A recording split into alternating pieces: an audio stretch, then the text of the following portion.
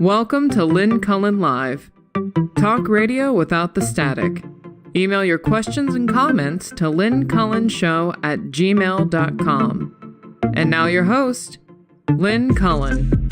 Hey, good morning, good to have you here. It'd be a Tuesday, and that's got to mean that a certain sibling of mine should be on the line. Let's see. Suze, are you there? I am. I am. Good. Yeah. Good to hear from you. Not so easy either, because I'm starting out in one part of town and ending up in another part of town in construction season. So Are you saying you're in your car? No, I made it in time this time. Oh, okay. Okay, so you're at home in Chicago. Yeah, okay. Susan is very hard to keep track of these days, but I'm glad you're. Well, I apparently am the family caretaker, and family is very broadly. Well, this isn't broad, but I'm taking care of everybody in various locations. Well, I'll try not to need your services. God, yeah. Well, at this point, you'd have to get in line, but I'm at your service. Oh, dear. My gosh. But, don't want to, it's too depressing to talk about, but I mean, at this age, it seems like an awful lot of what is going on with people in my orbit is, people having to take care of each other. It's just the way it is. Right. And I am one of those things that's called the sandwich generation. Right. Right. So you end up, and that's not unusual either. Although you're a little old to be in that generation by virtue of how old your mother is. That's right. The issue there. Yeah. So I know you got kids that still need care, and you got a parent that needs care, and you just weren't smart enough to get far enough away that it just wasn't, feasible.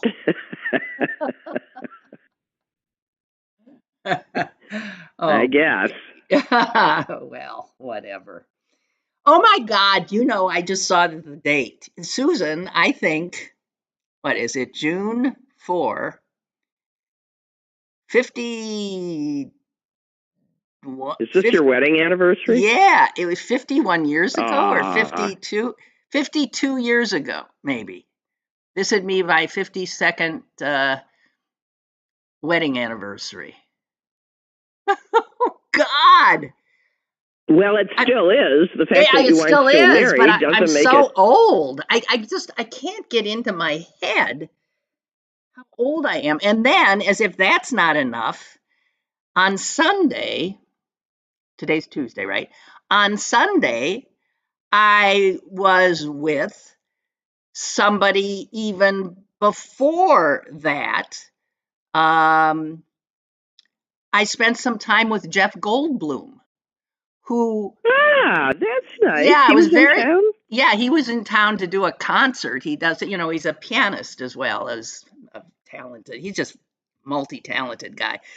But so we were thinking of, my God, how long ago? Because that was pre-marriage. So that was 50. We figured it was 54 years ago. It was pre several of his marriages. Well, he's on 3. There was Gina Davis.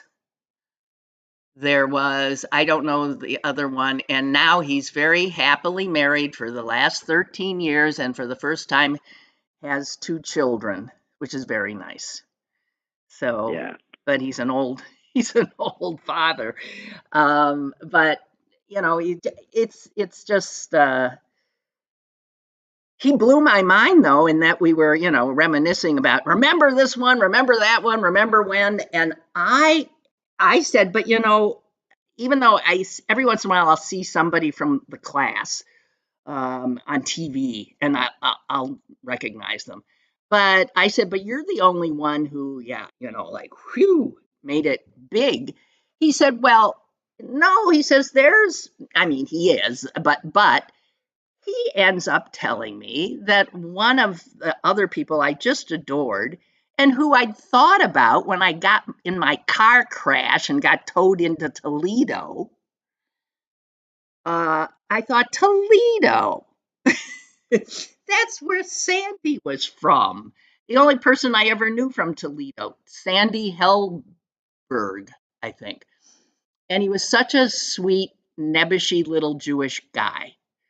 And Jeff said, well, Sandy. I said, Sandy? He said, yeah, Sandy's had a, really good career. Does that name ring a bell to you?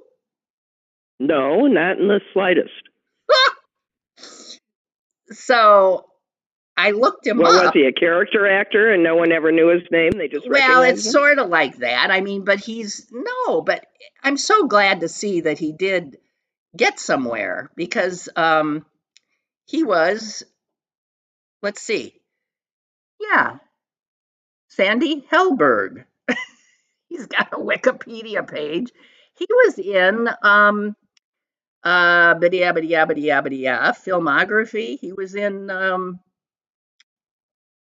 A Star Is Born, High Anxiety, The Jazz Singer. This Is Spinal Tap, Spaceballs. Wow. Yeah. So, and then his son, it turns out, is also an actor, maybe even better known on television for like, I don't know, I can't remember that Sheldon and Big Bang Theory. Yeah. He's another Hellberg. But Sandy Hellberg, the reason he was the sweetest kid, and he was born to Holocaust survivors in an internment camp in Germany. Well, so was my friend Jack Dunitz. Same thing. That's right. Jack Dunitz, same thing. His parents met after, surviving the Holocaust. They were stateless and homeless and whatever. And they got together and they made Sandy. And then they came to the United States. But he was born in Germany, which I hadn't been aware of. Yeah. Interesting. It's so weird that just a few weeks ago I'd thought of him for the first time in so long, and then bango, Goldblum mentions him, and I don't know, weird. But so that was really nice. But that was so long ago. Well, I think it's very nice. Apparently, he got in touch with you. No, actually, he did not. We sort of bumped into each other. We have people in. He was in town. His sister is friends with my friend Mendelssohn, who owns an art gallery. Of and course. She called the gallery and said that they'd love to come over on Sunday. And so that's sort of what happened. Steve was in Paris, but my dear friend Tony was there, and Tony called me and said, Jeff Goldblum's coming over. I said, oh, how wonderful. I'm coming too then. So I came, and he was delighted, and definitely, it was nice. I didn't spend. Oh yeah, I have no doubt he'd be delighted. Yeah, it was fun. I recall my daughter running into him when she was a student in New York.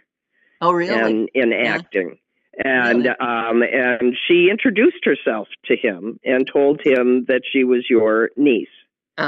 And he was so warm and kind and lovely to her, and circled back later in the evening to talk to her more. Nice guy.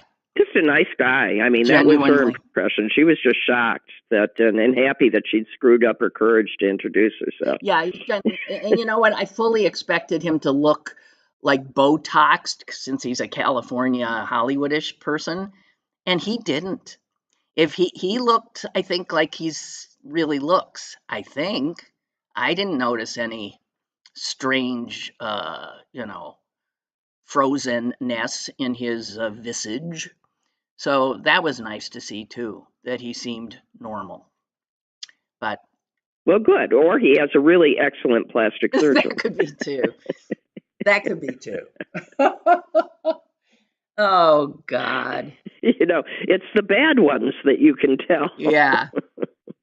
He wanted to know why I wasn't married or never married again. And I said, it's just not my style. Yeah. I said, I'm too cantankerous. But that's not really the reason. But it was fun. That was an unexpected pleasure because I had considered going to the concert. I saw that he was performing, and then I saw there was some private reception afterwards, and I looked into that. But the private reception cost $150. And I thought, well, screw that. I ain't paying $150 to see him on top of a ticket. No, you get, especially when you finagled a way to do it for free. Absolutely free. I didn't finagle. It just happened. Fell right into me lap. So, well, old friends shouldn't have to pay to see old friends. No. So anyway, that was really nice and unexpected. And but boy, Susan, when so much that you see, this would be my 52nd wedding anniversary. It was 55 years ago. I was in New York. God, whoa. And I was fully formed. I mean, I was an adult. I mean, so I am old. Just saying. And okay, that should get us to our. You're only old No, I'm old too, but I was down on all fours this morning with a 3-year-old on my back, and I was being a horse, much to her delight. Oh my God, you're out of your mind. So let's go to an obit of somebody who is younger than me. Speaking of life, let's do an obit. No, I've been wanting to share this obit, and because I never heard of this woman, and she just seems, she was remarkable. Brave as holy hell, and she saved lives. Her name is, I don't know, can't pronounce it, Barubala Rabha. And she was a native of India, and she grew up poor in a relatively small village. And reading her obit, you find out something that's so appalling you can't even. There was in India, I guess, for a long, long time, and it was very rampant when she was growing up, something called witch hunting. And that's exactly what you think. It's like the Salem witch trials on. Yeah, like it's, a different way to go after girls, right? Go after women, especially the women who were singled out were things women were not supposed to be. They were single, they were widowed perhaps, or single by choice, older, they may have been involved in some property dispute, and immediately they get accused of being a witch. And what happened to these women is beyond belief. It made burning them in Salem seem like a relatively benign. I mean, they paraded naked through the streets, cutting of their hair, blackening of their faces, cutting off of their noses, pulling their teeth to defang them, gouging out eyes, gang rape, forcibly made to eat shit, killed by hacking, lynching, burying alive, whatever And this little woman, they say she was really tiny. She faced down mobs protecting some of these women. How is that even possible? I don't know. I was going to say that's what I was supposed to say to you.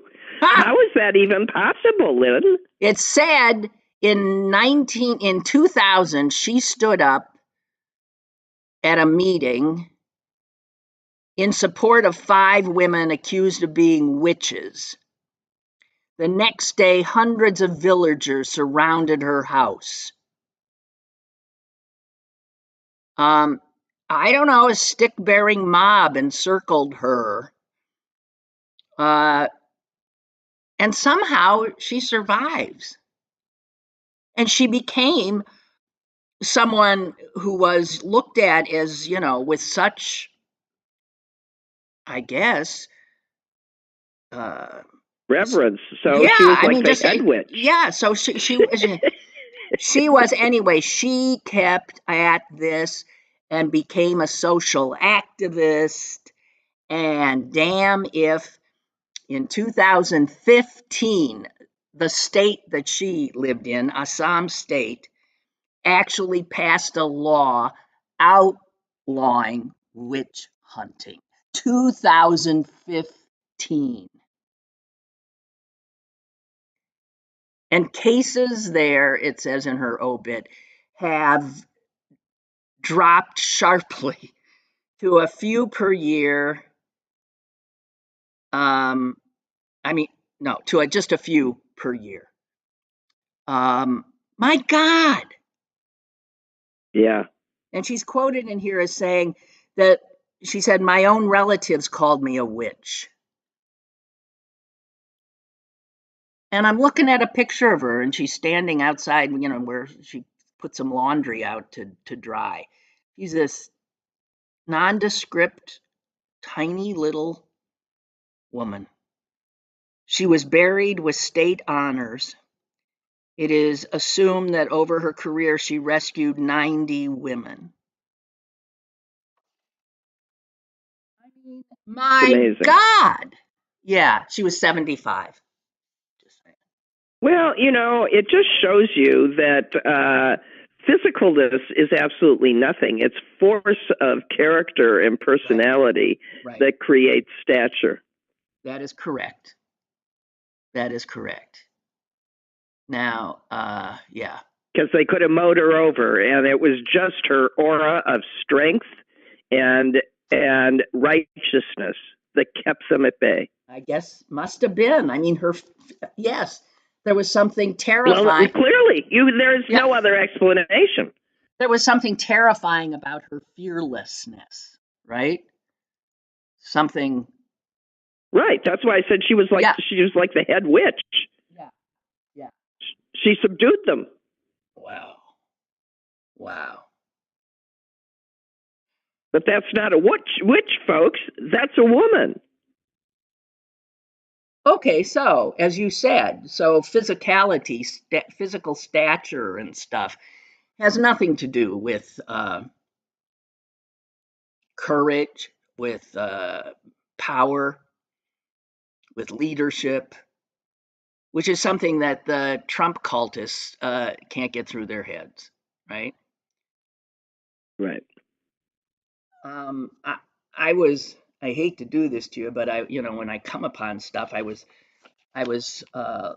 looking at what, sports radio I think of as a pretty right-wing medium, although that's not necessarily true. That's not necessarily true. No, it's not, but you have to figure that but if you have a host there that is speaking truth, that would be that'd be good, because people who otherwise wouldn't hear truth get to hear it. And there's a guy named Colin. Is it pronounced Cowherd? I don't know how it's pronounced. Cowherd, not coward. Cowherd. And I've seen his name many times, but I don't know of him. But he said he's a top sports talk show host. And he was ranting at his listeners, any of whom thought that the trial was rigged.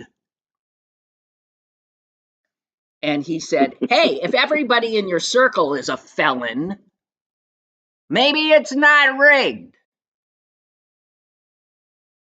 Trump's now a felon. His campaign chairman was a felon.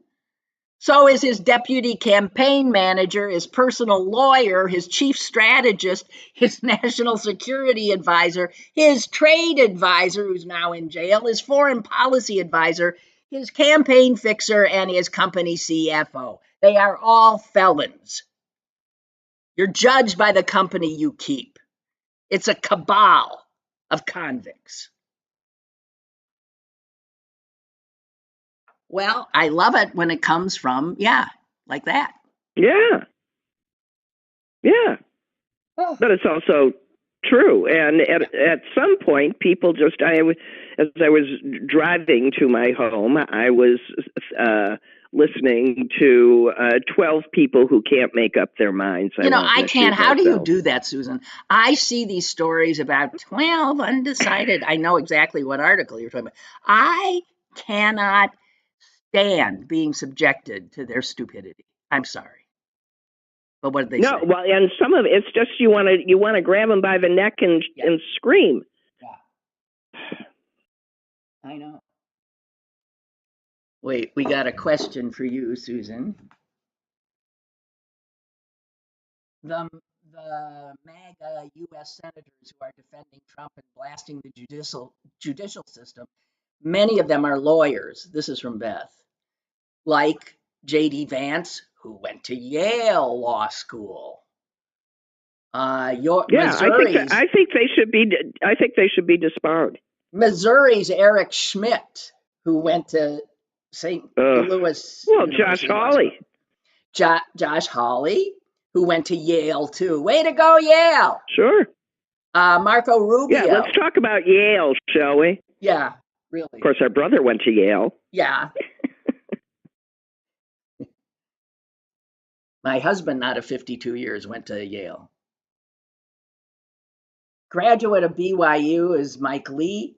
Anyway, who I also think has been snorting Ozempic. Where did that come from? I don't think that's what they do. I think we're mixing our metaphors.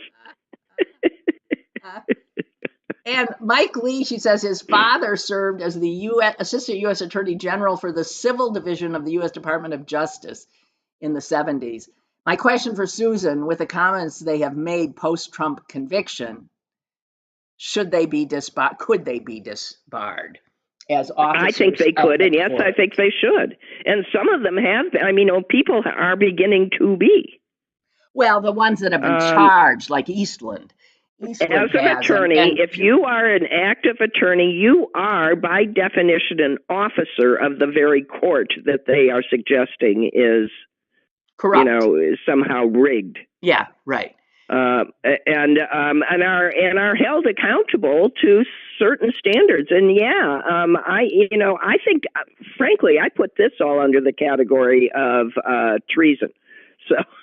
Which I consider to be appropriate for disbarment. But to actively undermine the faith and confidence of the country in the whole judicial branch, I think is, absolutely grounds for disbarment. Right. I agree with you, too. And then you have somebody. It's really not a light thing. When you are a member of the bar, that has actual legal significance and does sort of determine your behaviors, which I would like to also point out to Supreme Court wives. If psychoanalytic wives know that when they marry a psychoanalyst, there's going to be certain rules that they follow in public life because of the role he's chosen. And how these broads think they get to parade around and do what they're doing, I think, is appalling. Yeah. There is a certain standard of behavior for the spouses of people in public life, period. And yes, you do too give up some of your rights when you assume those roles. Yes, you do. It's been pointed out too that when he was convicted of all counts, not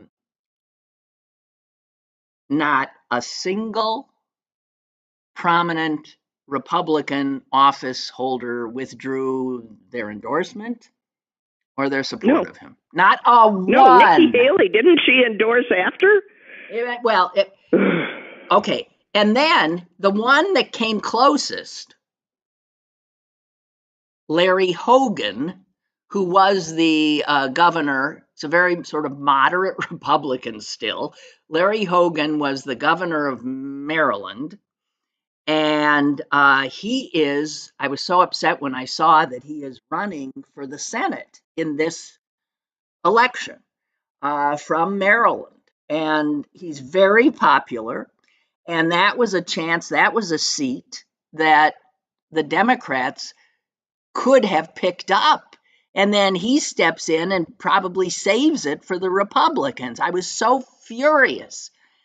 But he may have given the seat back to the Dems because after the decision, he put out something saying, urging Americans to respect the verdict and the legal process.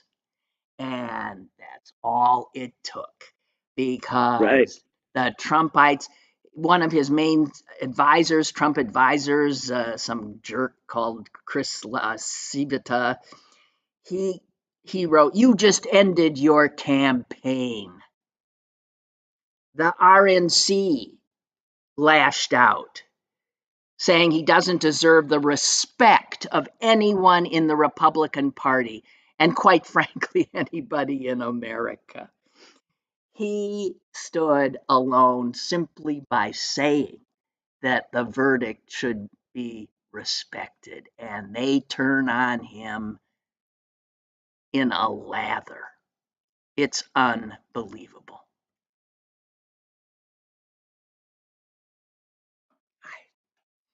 And then many people have reported on it about how the calls for vengeance and violence against jurors, against the judge, it just out of control. And here's the other thing. What's going to happen? This poor judge, this marvelous judge, he has to sentence Trump 4 days before the convention in Milwaukee, where he'll be, made the official nominee of the Republican Party. And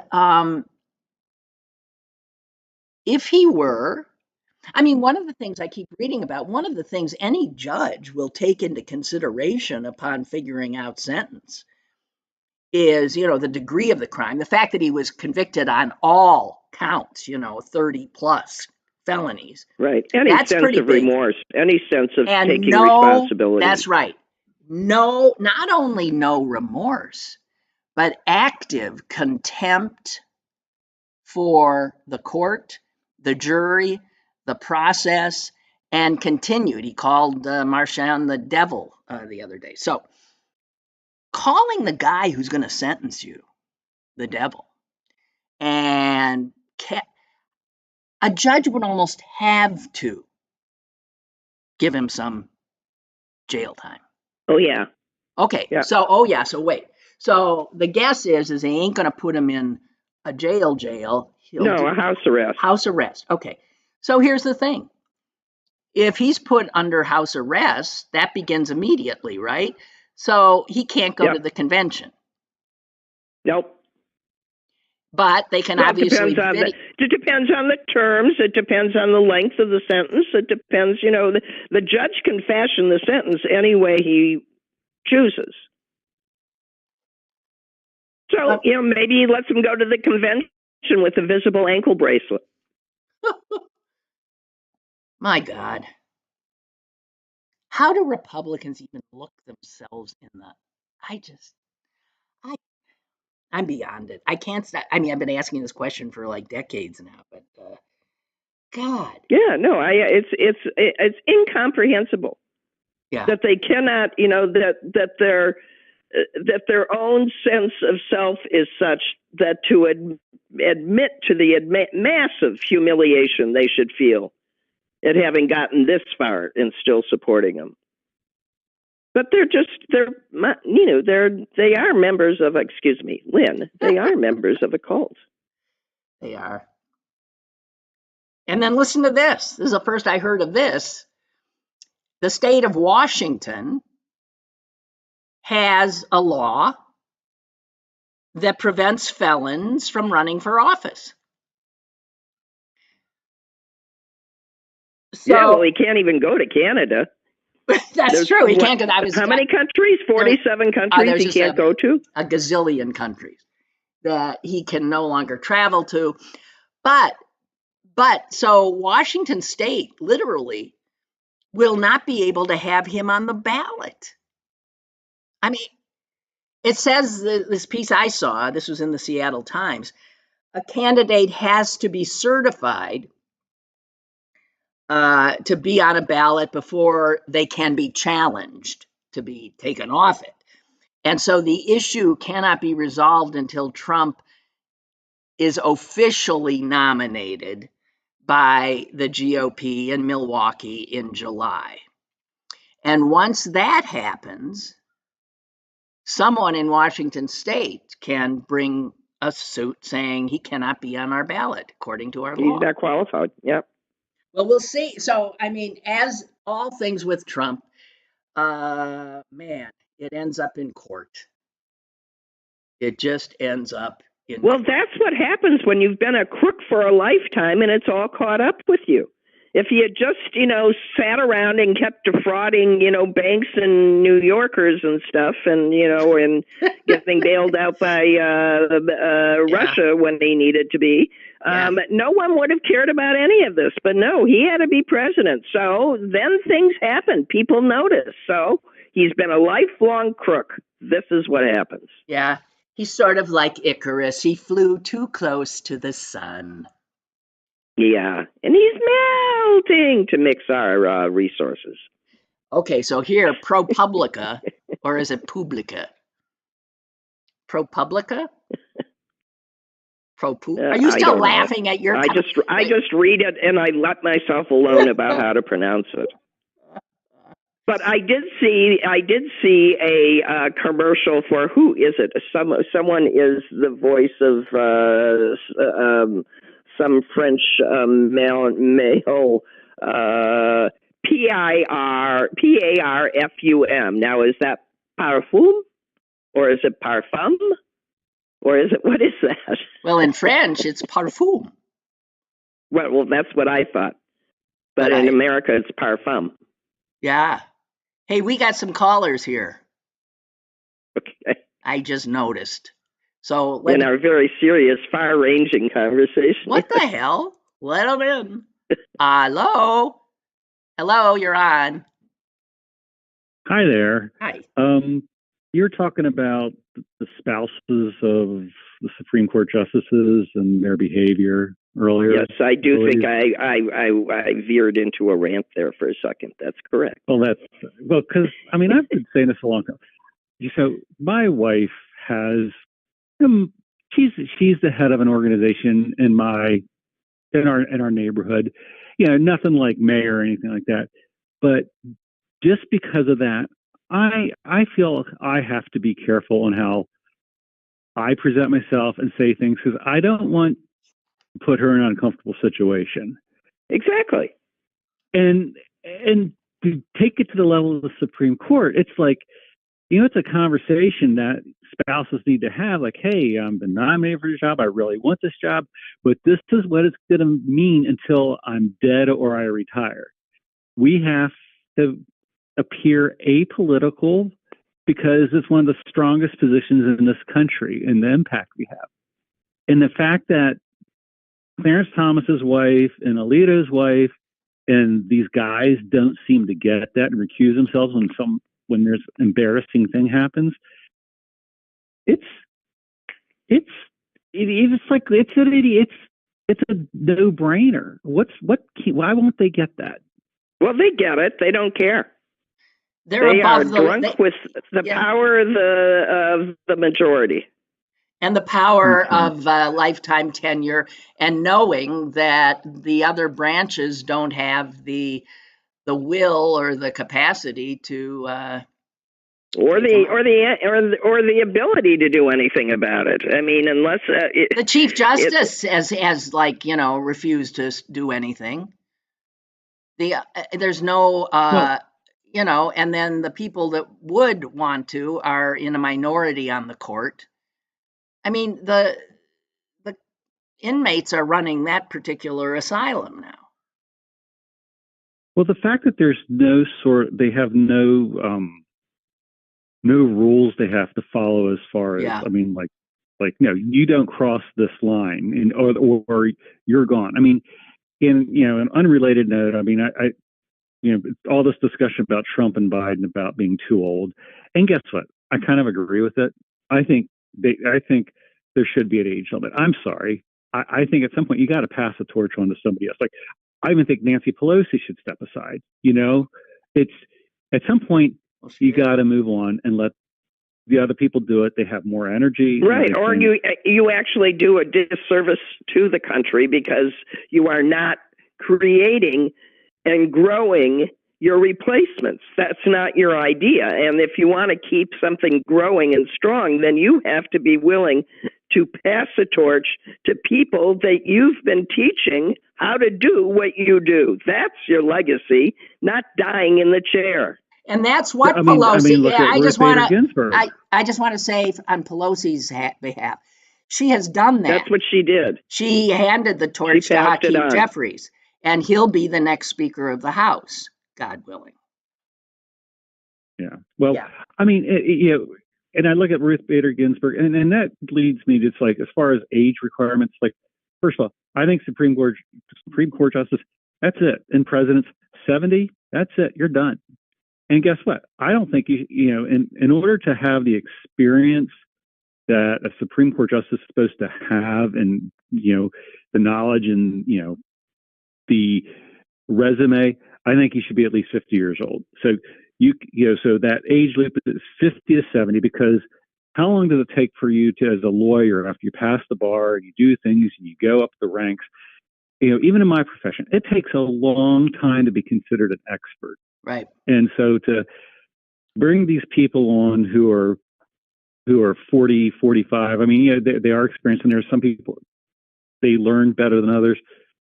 It's still, overall, we need a long time to be an expert. And kudos to Susan getting on the floor with her grandchild, because, boy, we have a granddaughter, and you wouldn't believe what I'll do. I hurt the next day, but I don't care. Okay, you. Good to hear from you. Thank you. I'm going to get another call in. Okay? Okay, go ahead. Thank you. Bye. Bye. Appreciate it. And caller, go ahead. Hello. Hey, Lynn. Hey, Susan. Hey. Hi. Hello, Lynn. Hello, Susan. Yeah, I'm glad that Susan said what, frankly, what just seems obvious to me, the obvious rejoinder to all these Republican operatives who go out and, and keep yammering about how, why wasn't he prosecuted in the past? And why haven't more financial scofflaws been prosecuted for this sort of thing? First of all, that's not the argument they think it is. That's the argument for prosecuting more. For stop giving these rich criminals, right, and fraudsters.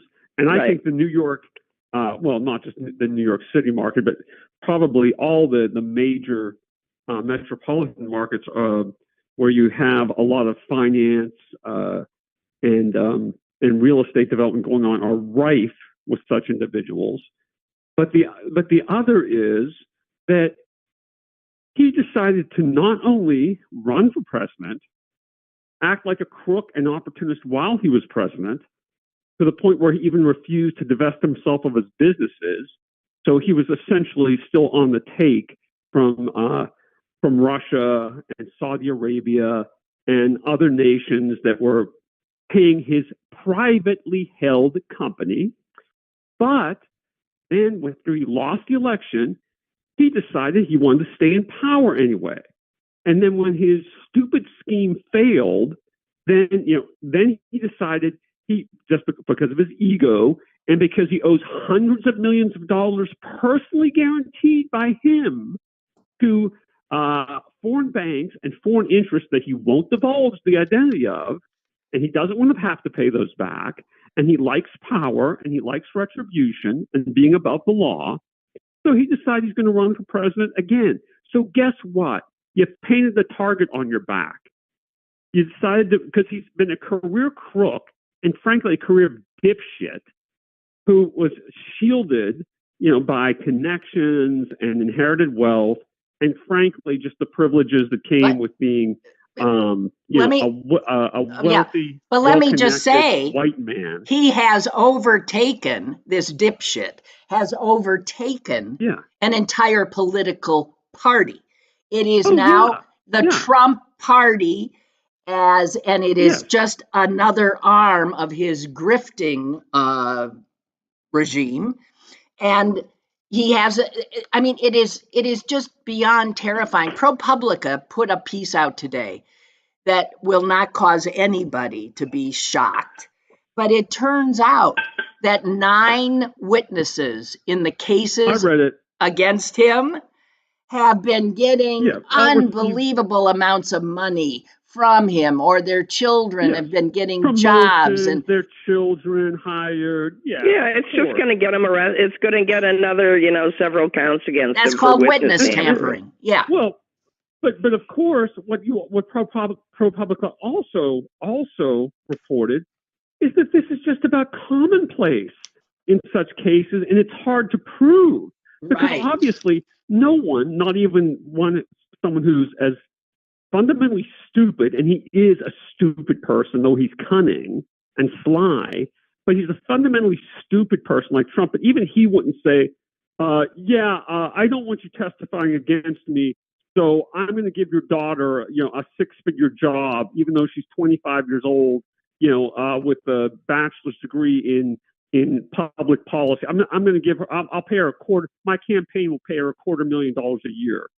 They'll simply say, your daughter's a promising young political firebrand.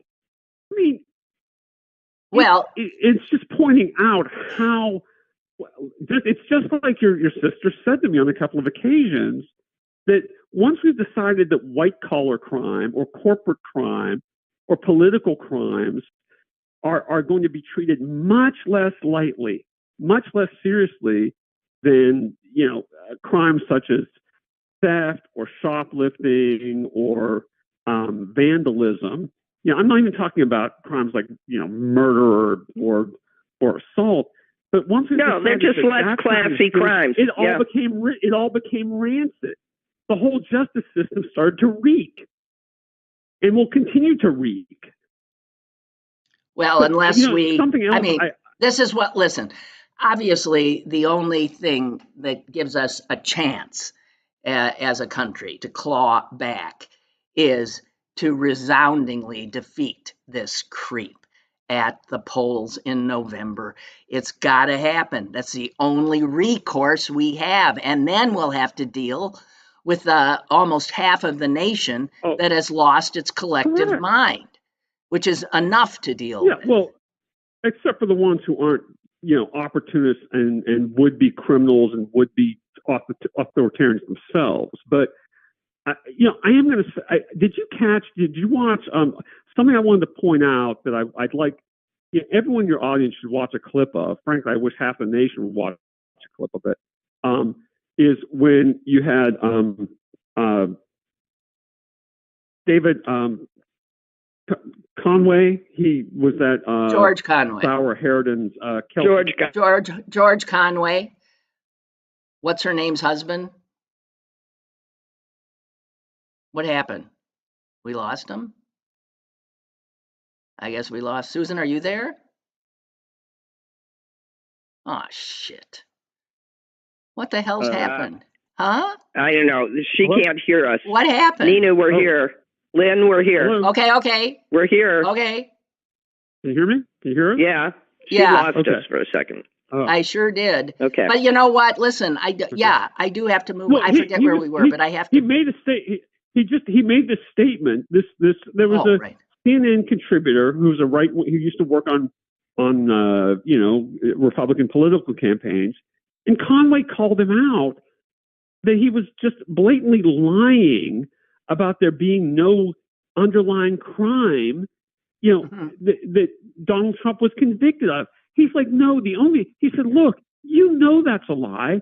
And when the moderator said, well, look, he's our colleague, he's a CNN, contributor, and we treat him with respect.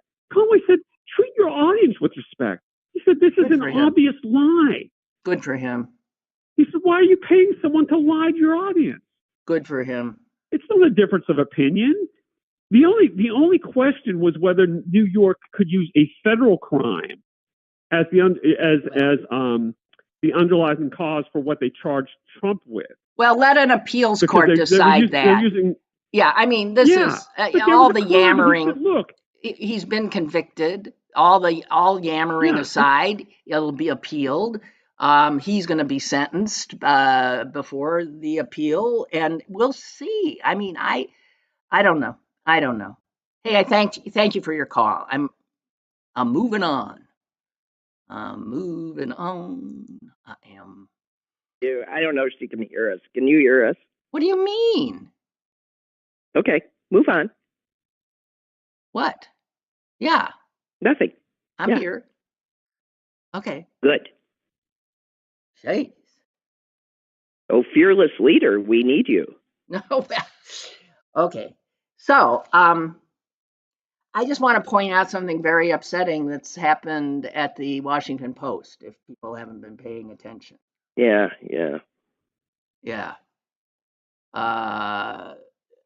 Really. The editor, the publishers, the executive editor, who had been in that position for, I think, the last 3 years, is gone. And she left because she refused the demotion that she had been offered. And the person who did this is the chief executive of the business end of the paper, the chief executive, who would hire the editor. The editor obviously is overseeing the content of the paper. And I guess this new chief executive, a guy named Will Lewis, hasn't much liked the paper under her, despite the fact that under her, the Post has won 6 Pulitzer Prizes, 3 of them just this year. They've been doing incredible work. And so she told the staff she could not tolerate this and would leave. He has put in her place an old pal of his from the Wall Street Journal. So the guy who is now the head executive editor of the Washington Post, The Washington Post, yeah, is the former editor-in-chief of the Wall Street Journal. That doesn't make me comfortable. He also, this guy, the chief executive, I believe, also comes from the Journal. It's like the Wall Street Journal revisited on now the Washington Post. And also, the 3 now people in charge, if you look at their organizational structure, are all white guys. White men. What a surprise! Who worked for conservative media outlets. And I find that just so upsetting, as does the staff of the Washington Post. I mean, the reporters are beside themselves. Now, the Washington Post, as you know, is owned by gazillionaire Jeff Bezos. Jeff Bezos. Is it Bezos? No, it's Bezos. I don't know what it sure. is. What that guy. Creep. Okay. I mean, I'm so sick of these gazillionaires. I want them to. Yep. If they had, I don't know. You know, who said to whom much is given, much is expected or something? Yeah. Yeah, well, these guys don't have any sense that they should use their money for a greater good than their own enrichment. It just is. No, but rocket races are fun. Oh, yeah. Let's all go to, yeah. I don't know. I just can't take it. I can't take it. No, but I was actually thinking of someone, you know, they're still arguing about critical race theory, and to harken back to the previous caller, I was thinking, you know, the easiest way to prove critical race theory is that there is such a thing as white collar, which I think is vaguely a pun, and whoever named it that was winking, white collar crime. Because you just get slaps on the wrists and fines, which you don't care about because you're so rich. And you don't have to worry about anything else. You can be an executive at Boeing and kill people and not worry about anything. Or at Ford or kill tons of people knowingly because you made a math decision not to recall because it's cheaper just to pay out death claims. Yeah. Well, you did the math. That's right. And no one goes to jail for that. They just get fined. The shareholders pay for it. You know, so it's just,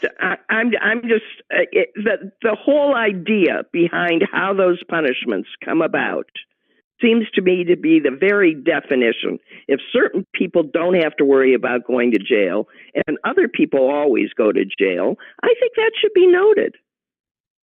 Well, I think increasingly that is being noted, and my understanding is that it's one of the few things that can cross the division in this country. That there are people, believe it or not, on the right who are appalled by this, and there are people, obviously, all over the place, where you'll see that they're sick of these. It's such a small percentage of people who, by virtue of their... Who make the decisions, like at Boeing, they take the engineers out who ran the company and they put in, quote, businessmen to run the company. Well, they have two very different missions, businessmen and engineers at Boeing. And guess what happened when the businessmen took over? Yeah, whatever happens. That's what's happened to our healthcare system. That's right. But there are people who would be called conservatives and even Republicans who agree with me, who now question the so-called unregulated marketplace that has been ripping off regular people forever. And in fact, Susan, Senator Elizabeth Warren, very left, has worked with your revolting, very right-wing senator, whose name I never pronounce right, Josh Hawley. Josh Hawley. Hawley. And they have worked together on that legislation to reimburse airline passengers for canceled flights.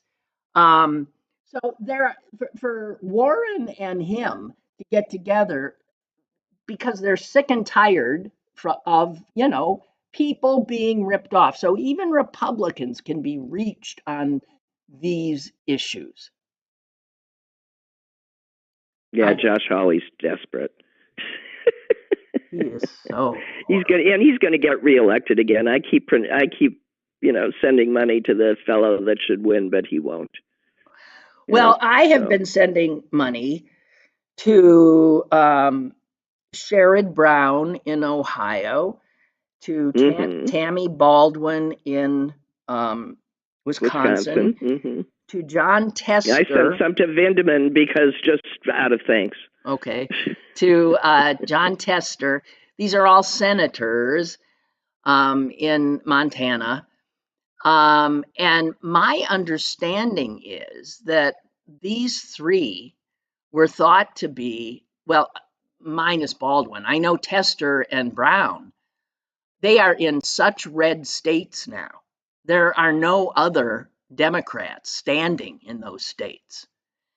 And Sherrod Brown wins every time. And it was expected, though, that this time is just one time too many. But, again, the polls seem to show that those guys are holding, seemingly looking like they just might pull this off. Well, I feel the same way about Tammy Baldwin. I mean, they're throwing everything they got at her, but I think she is genuinely beloved. Yeah, I do too. And thought to be a really good senator for all the people of Wisconsin. And I think, so part of me just can't believe that this jerk that lives in California, is Hovde or gets throw her out. This is the same reason. The fact is the Republican candidates have a lot of baggage in all these races. Often that they're carpetbaggers. Who the hell are you? They're billionaires who really don't live in the state. That's what we've got here. A guy named McCormick running against Bob Casey. Same kind of a thing.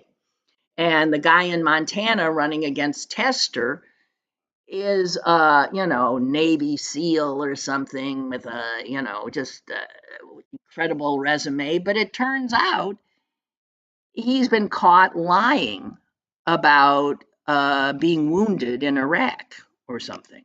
Oh, jeez. And that's like the lowest of the low. Yeah. Apparently, it was a self-inflicted wound. I mean, if you read about it, you can't believe it. That's got to not play well, I would think, even among Republicans there. And Tester is the real deal. He's one of them and has been forever. So who knows? It could, oh my God, I don't even want to go there, but it could be possible that not only will Biden be reelected, and we wish him good health, but that we could retain the Senate, even though we're not expected to, and we could take the House. And that would be, somebody said, is there a bigger loser than Donald Trump? He loses almost every court case he's involved in. He's in every, he lost his last election. He's probably heading into another loss. He's a loser. Everyone that he endorses loses. He loses his businesses left, right, and center. They go bust. He's a loser. Big loser. Yeah. And I do want to just one more time point out, because I'm blown away that Mexico has a Jewish woman as president. I just want to say that any sense that we have here of being this leader, the United States, that we are showing others in the world about, diversity and equity and equality and opportunities for all. Yeah, right. The fact is we trail in so many ways, and that Latin America, this is not the first woman to win to lead a South American or Central American country. And Brazil has had a woman at the helm. Argentina has had woman at the helm. Nicaragua. Well, we got a whole musical about Evita. That's true. About Eva Perón. Yeah. Honduras. These are not even Muslim countries, ladies and gentlemen, have had women leaders, but us, not so much. And do you know that the women... No. In the United States, I think it's very interesting that everybody has the opportunity to go as far as they want, as long as they know their place. That applies to all but a very specific group in this country. Yeah. And even within that group, it applies within that group too. So, for a classless society, the only thing that's classless are our tastes. Amazes me. Anyway, yeah, all of that. And I do want to say, too... Humans like hierarchies, have you noticed? Well, that's a male thing, hierarchies. I don't think women like them. Women are better at just sort of sharing things and resources. Men are, who's on top. So I just want to point out, too, that women in Mexico were not even given the right to vote until 1953. Well, that'll show you. In 50 years, they got a woman, Unbelievable. Yeah. And it also, I pointed this out yesterday, Susan, the fact is Americans did elect a woman president. Yeah, sure they did. Hillary they just wouldn't give her the job. Yeah, but because of the old white guys, the founding fathers, and the Electoral College, of course, even though she got the votes, she couldn't have the office. So, because that's the way we do things. God. All right, that's it. So are you staying down in Chicago for a while? No, I am here for just a little bit longer, and then I'm going to head back. Okay. For a few days. Our brother has been with. I know. So they called me the other day, and. Yeah, I wish I would have known. I wouldn't have felt so conflicted, as Donald Trump says. I use that word in a different way. He's conflicted? When is he ever conflicted? No, Don, that's what he called the judge, the conflicted judge. Oh, God. And I thought, he's trying to decide whether to kill you or... Jesus, God in heaven. Anyway, okay, Suze, bye. Thank you. Bye. Okay, Appreciate bye. It. Bye-bye. And, guys, I guess that's it for me. I'll be back tomorrow. I'm assuming stuff will happen, and we'll be able to engage in some conversation. Okay? I'll look forward to it.